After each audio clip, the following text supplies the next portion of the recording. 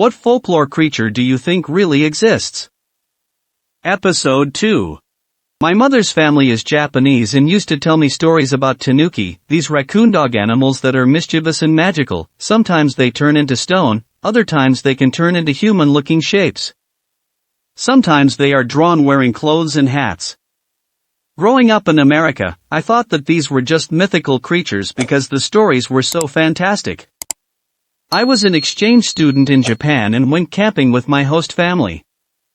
I was looking for my toothbrush and couldn't find it anywhere, until I spotted a tanuki at a stream brushing its teeth with what I assumed was my toothbrush. I grabbed my host brother, and the little guy was still practicing good dental hygiene, and he was like, "What? They're weird." They stole some pants one time and was trying to wash them in the stream after they saw the host mom doing laundry. I was a bit floored and was wondering what else was real. Black-eyed children. For backstory, I am from Cannock Chase in Staffordshire in England, widely known as the most mysterious place in the whole of England. I have a few stories about the many creatures that apparently lurk in the chase. One which is the most famous is the Cannock Chase beast, which is widely regarded as a real thing by many other locals. There have also been many reported incidents of UFOs here as well. The most popular crash was the 1964 Penkridge crash, in which the site of the crash was heavily protected by the military and MOD. But let's get to the topic at hand. The black-eyed children are known throughout most of the world as fake, but not around here. It's not. I have seen one before, which was when I was about 11 and with my cousin at my local park. We were on the climbing frame just sitting and talking about stuff when out of nowhere we heard a deafening scream from by the exit gates. It was about 8 p.m., which meant it was dark, so we instinctively ran over there to see a little girl running shouting for her mom, so we tried chasing her, but boy was she fast. It was hard to keep up the pace with her, so we ended up giving up the chase with her and went home to tell my parents what we saw, and, of course, they were worried and were on phone to police to report a missing child, but there were none reported missing in the whole of my county for the past few days, which lead to the police and our parents dismissing us as seeing things, but me and my cousin still strongly believe that we did, in fact, see a black-eyed child and we were not seeing things. Fae/fairy. Reasoning: I grew up in the country. My house was surrounded by wildlife and woods that I often explored on my own. As a child, I strongly believed in these things and was desperate to see one for myself. I'd spend hours walking around the wooded area, talking aloud, and begging them to prove their existence. Once I promised never to share their secret and that I just wanted to be friends. Suddenly I was being guided by a silent, invisible being. I didn't physically feel anything, more of a spiritual tug. Soon I found myself on the edge of a perfect circle clearing in the woods, with a single moss-covered stump directly in the center. It was very eerie. The hair on my arms started to stand, so I turned tail and ran. I went home and grabbed my younger brother, excited to show him a cool new place that I had found in the woods. The woods that we had been exploring for 2 years, and even though it only took a few minutes to find the circle clearing the first time, I never saw it again. I searched and searched, desperate to prove to myself that I didn't imagine the whole thing. The memory is much too vivid to be a dream, and I never had another encounter with the Fae, but to be honest, I never tried again. Most people just smile and laugh when I share the story, but I strongly believe that there are unseen magical beings that can cross dimensions. I believe they have little interest in humans. Anyone else have any similar encounters? Ocean friends, ocean friend, ocean friends. In all seriousness, mermaids. Not super pretty, and they'd be much different than portrayed. The blobfish, for example, look completely normal in the water. Deep-sea mermaids would need to have a lot of fat to keep them warm and to withstand pressure. They'd be paler than mermaids who lived in shallow waters, and they might just be huge. Many deep-sea things grow bigger. Shallow water mermaids would have strong, muscled/leaner bodies, as they would most likely be in coral shores and would have predators after that. They'd have darker skin for both sun protection and camouflage. They'd have thick, tough skin, most likely, at least in some parts of the world. I also feel like their hair might be like a sea anemone for some, a way to catch food. They'd theoretically have their own gods and deities, and like humans, wars, and issues of their own. They wouldn't be perfect creatures. Also, they would probably have their own language and manner of speaking. After all, you can't really talk underwater. Maybe echolocation? Would some have tentacles? Could they breathe above water too, or would they have restrictions? They'd have to have specially developed eyes, dark and huge. Like a shark's kind of. Maybe some would glow?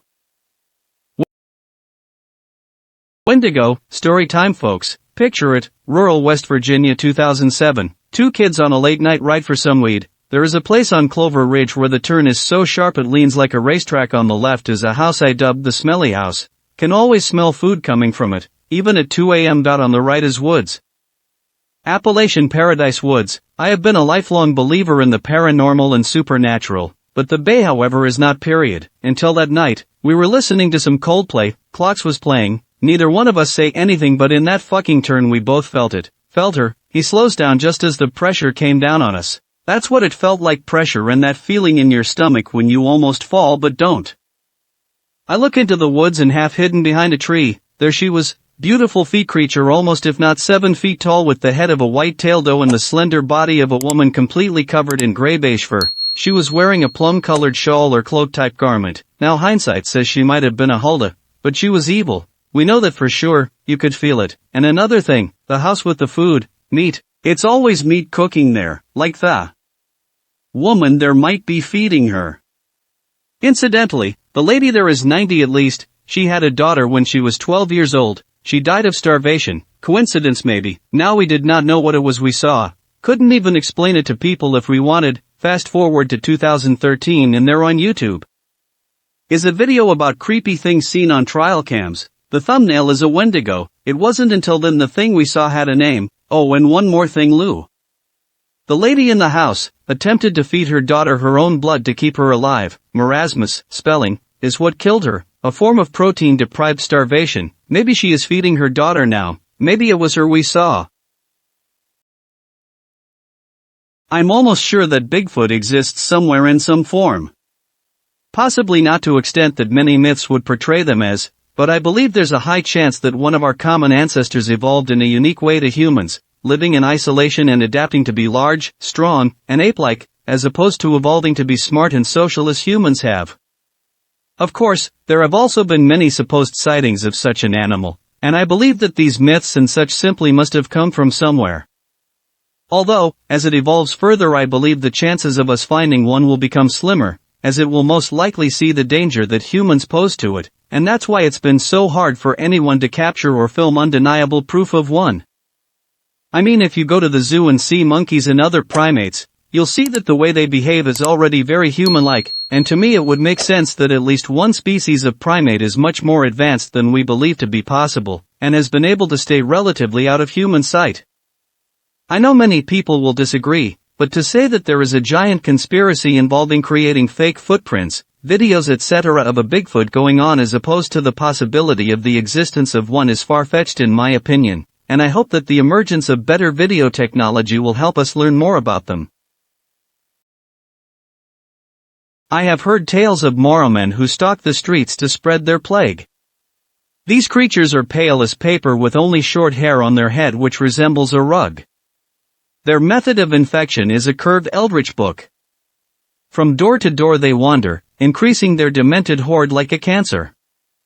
To compare them to the undead of fiction would be a great disservice to the horror of their nature, for they are a perversion of life far fouler than a corpse that consumes. It is only by analogy that I can call them alive at all. They move like clockwork through the streets, each wearing the same clothes, and saying the same thing on each doorstep. They are a mindless collective of former humans who spread the book's influence. Their hearts beat, their lungs breathe, their legs walk, but what of their mind and will? I thought of them as merely a legend. But one sunny day everything changed. The birds were singing their chirps. The flowers were blooming. The plants were green, and the street was spotless. Then I realized the air was stale and the songbirds were ever so slightly off key. The flowers had turned dry and coarse. Everything seemed crooked by 1 degree. A group of pale men walked to my door. A man in the crowd said in an inhumanly cheery tone, "Do you have some time to talk about our Lord and Savior Jesus Christ?" I saw the foul tone they were carrying and shut the door, but despite my fortifications they arrive outside every day, then they return to their nest in the local Church of Latter-day Saints. I fear my days in this form are numbered. To quote a man who once said, quote, "mentioned the truth by accident in a fictional work, the most merciful thing in the world, I think, is the inability of the human mind to correlate all its contents." We live on a placid island of ignorance in the midst of black seas of infinity, and it was not meant that we should voyage far. It is only by severe painkillers that I managed to write this. If you find me with them, then please send me. The Washington, D.C. Demon Cat, his name is D.C., just like Mothman. D.C. is said to be seen in the windows of the White House either before a new president is elected or if something tragic will happen to the current president. There were a few instances where D.C. was spotted. He was seen 2 times, once before the assassination of Abraham Lincoln and again before the assassination of John F. Kennedy. Some guards in the basement of the White House have also claimed to have seen D.C. One guard saw D.C. approaching him and he began to fire his shotgun at the cat only to realize that he was just shooting at a wall. The other guard almost had a heart attack when D.C. looked like he was about to pounce. Legend states that if you see D.C., terrible things might happen to either the president or someone connected with the government. D.C. is said to take on the form of a black kitten with blood-red eyes. When he approaches you he grows to the size of a large tiger. D.C. hasn't been seen in the last 50 years, but his paw prints are engraved in the tiles of an old room in the White House. Some say that D.C. was spotted during a live report in front of the White House during the 2016 presidential elections. He was spotted in the window just as legend says. Godzilla or a Godzilla-like creature really does live deep in the oceans. IIRC, creatures that live deep in the ocean usually grow to such massive sizes. I honestly wouldn't be surprised if Godzilla or a Godzilla-like creature actually exists and is just happily munching on the occasional giant squid and feeding off geothermal energy or whatever. Is that possible? Not to mention that we've only discovered like 5% of our ocean. Oh no, we know more about the moon and space than we know about our very own oceans. Maybe Godzilla himself doesn't explicitly exist deep in the ocean, but something lives down there. I also believe that creatures like Bigfoot and the Thunderbird exist. I went camping for a week a couple of weeks ago out west, and when I was spending 3 days in the wilderness in Colorado just about 15 to 20 miles away from Yellowstone, I'm convinced that with how isolated and heavily forested some regions of the United States are, especially in the Rocky Mountain areas and just the West in general, and with how much land and bare wilderness that we have out west and in Alaska, there's got to be something that lives deep in those woods. Sure, of course, maybe those Bigfoot sightings were mistaken identities of bears or people got pranked or hallucinations cause people to see things that their minds basically played up and exaggerated since we've all been hearing about Bigfoot for our entire lives. Maybe people misheard supposed Bigfoot howls and mistake it for our famous guy for obscure animal noises that people rarely heard. But I think that there's an extraordinarily strong possibility of Bigfoot or just something like Bigfoot existing out in the thick wilderness. Wendigo is a Cree Indian word. It means evil that devours. They're hundreds of years old. Each was once a man, sometimes an Indian or other times a frontiersman or a miner or hunter. During some harsh winter, a person finds themselves starving, cut off from supplies or help, becomes a cannibal to survive, eating other members of his tribe or camp. Cultures all over the world believe that eating human flesh gives a person a certain ability, speed, strength, immortality. If you eat enough of it, over the years, you become this less than human thing. You're always hungry. Not trying to sound like a loon who believes in aliens probing people, but I do believe in the existence of skinwalkers, definitely. I heard from a guy driving through NM that he saw this abnormally large creature keeping up with his car. This of course scared him into really applying the acceleration, which got police on his tail. When he described this creature he was trying to escape, the police officer turned white and let him go on his way. He had never heard of skinwalkers before this happened, but he swears they're 100% real and he's seen one. There's also a court case several years ago about a woman who was found right outside of Santa Fe mauled to death in her car with what was described as unhuman markings. With no possible suspects to be charged, the judge ruled skinwalker. If something in NM is both recognized by police officers and judges, why hasn't this thing been officially recognized yet? I know we fear what we do not know, so my boss's hypothesis is the government doesn't want to cause a mass panic by announcing the existence of this thing, even if it is a potential danger. Unicorn. Now before you judge or disregard this as a joke, hear me out. You know how some breeds of cattle are born without horns? These cattle are called polled because they no longer have use of the polls on their heads. Poles are where the horn grows from. Now here is my stretch. Horses do have poles. So, it could be possible that a unicorn used to exist, but through some sexual selection, horns in horses were bred out. Bigfoot and Yeti used to exist. Well, Gigantopithecus did. The first migration of humans traveling from Asia to North America most likely saw these creatures, which are the largest apes to ever exist. It's estimated that they were 9 feet 8 inches when standing. And also, most likely where the stories of Bigfoot and Yeti come from. Most mythological and folklore animals come from creatures that actually existed, whether they now be extinct or were mutants of their species. I'm half Mexican and my grandma, Mexican side, speaks of Wendigos as if they are a fact. I don't know how the Navajo connection occurred, but she legit thinks skinwalkers and other Navajo beasts are real. She's smart too and has lived a long life. She's 90, and isn't losing it at all. She could drive cross-country if it weren't for her knees. I legit get horrified when the topic comes up. She is so grave when it comes to her explanations and matter of fact. As if she is explaining rabies to a kid. Rabies is a very real disease. I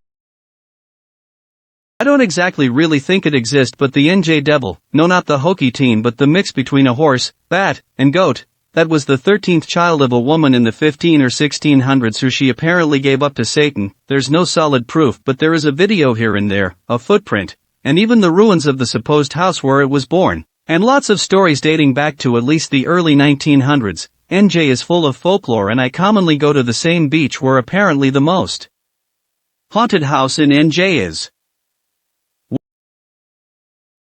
Wendigos/skinwalkers.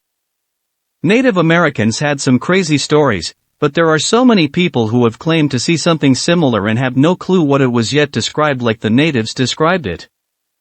They are basically the same thing, except skinwalkers typically have horns, like Goatman, except white skin, sometimes fur around the face. Wendigo. I believe in Wendigo actually. Years ago, back when I lived in Minnesota, my siblings were walking along a nature trail. But as we were walking, I heard something in the bushes. We get to a tower, and as we are looking down, I see something running through the bushes towards the tower. My brother tells us to run back down the tower, and we do. Just to let you know, my brother was 19 and my sister was 14 and I was 8. My brother grabbed a branch and his lighter and also his bandana. He lit the branch and grabbed out his pocket knife and started yelling at it. Then I see it. It looked like a man with a deer's skull on him. It had long arms, claws, and its body were all messed up and skeletal-looking body. It also looked like it had fur. After a while it ran away and me and my siblings went home. They later explained to me that was Wendigo. They explained to me that fire can keep it away from me. Anyways, I will never forget that face that I saw. Smoke soul, don't know if it's called that, but it's what I call it. A Japanese legend says at night a beast named Smoke Soul will come in the day and take a soul to a person. The more he collects, the more darker he is for that night. He has small red eyes and can also take an appearance of someone to lure you to a place only for the person to disappear and for Smoke Soul to take your soul. Although I don't believe this, it's interesting. Stranger Things are based on a real story about a secret camp on the outskirts of New Jersey or New York where there were testing, emergencies and the said creation of things, and even to this day you are not allowed to go in that laboratory. There is a big punishment, I believe, maybe even death.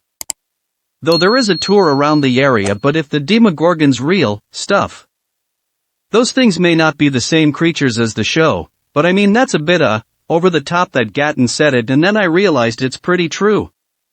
Stranger Things is probably real, and it's actually a bit exciting that if they were making things and beings, then there is more life than just us. Giants, how do we have just about every species turned into megafauna, so why not humans? In just the past 200 years we have grown substantially. Yeti, too many cases from every continent in the world. Giant snakes, anacondas keep growing and most of Amazon hasn't been explored.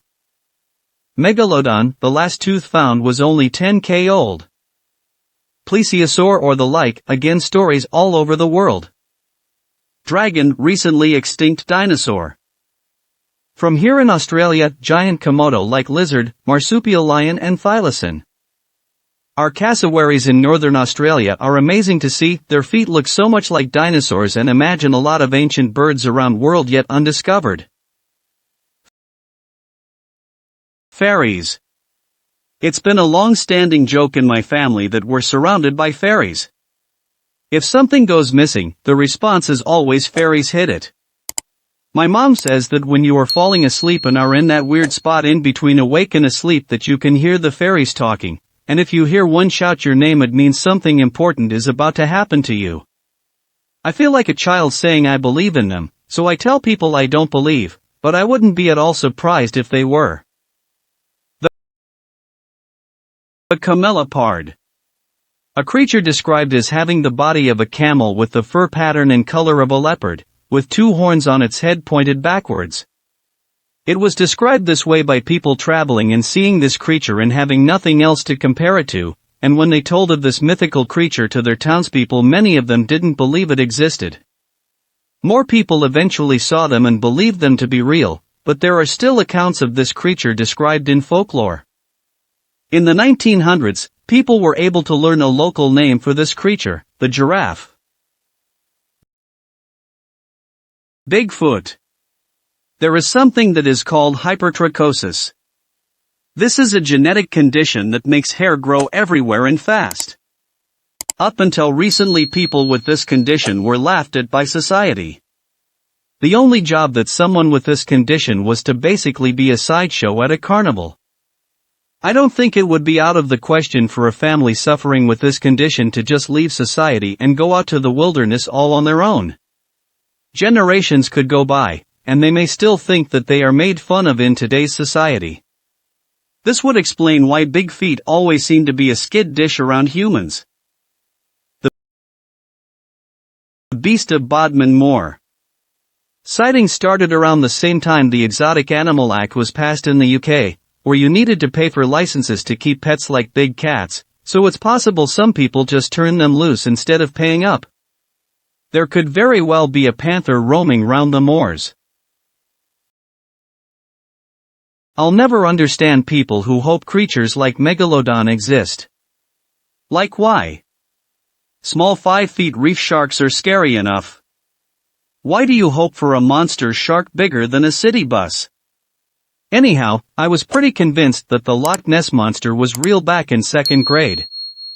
I read a book stating some oceanographers or something saying they put some sonar device in Loch Ness and claimed that some massive creatures passed beneath it.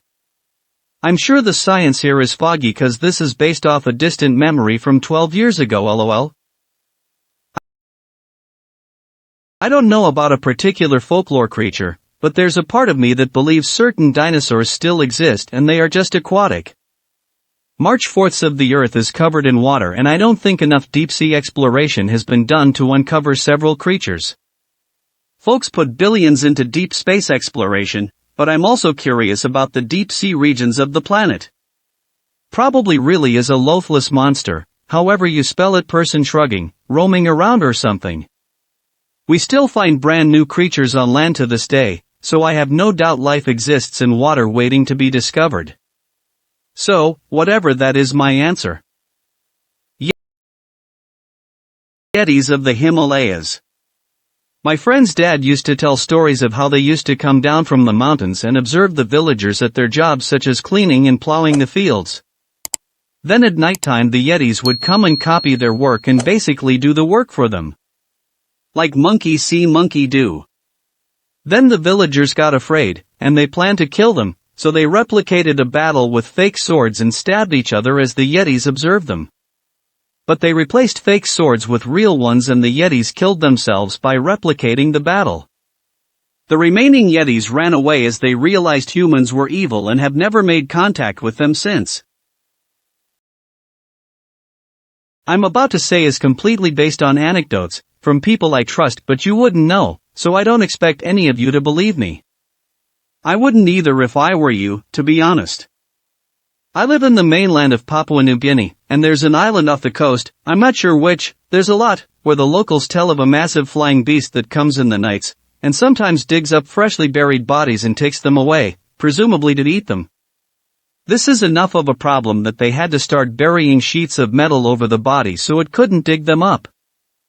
Now that alone wouldn't be enough to convince me, but there are two highly respected people in my town who I could never even imagine telling lie, who would both claim to have separately seen a pterodactyl flying by. I think one of them saw it from a plane.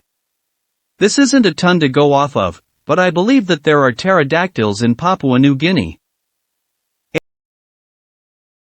Aliens. Yes, it's a crazy idea, but I'm not that crazy to wear a tin foil hat. Aliens might be real. They might. Who knows who or what lives beyond space? Maybe humans are not alone. Humanity has evolved and made it far to the point where they created technology. If humans could do that, other beings might. We can't be the only beings with intelligence and technology.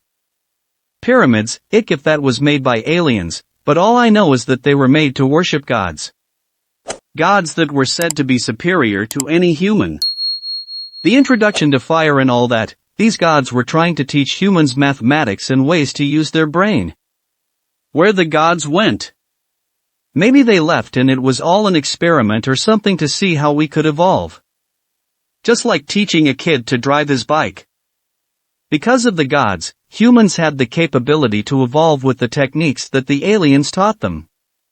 Well, yes, I'm probably wrong, but that's my opinion. One day I was at my mom's house, near a national forest in Louisiana, washing dishes and this thing stumbled through her cat door. It looks kind of like a hairless, emaciated dead possum. I cringe back with a sound of shocked revulsion, and it looks up with these doleful sad eyes as if to say, okay, I'll go die now, and turns around and heads back out. After a few stunned seconds I realized shit. It's a puppy. Well, long story short, we take him and feed him, love him, and name him Harry. The vet tells us he has a form of hereditary mange that keeps him from growing hair and lists him on his paperwork as mixed breed/unknown.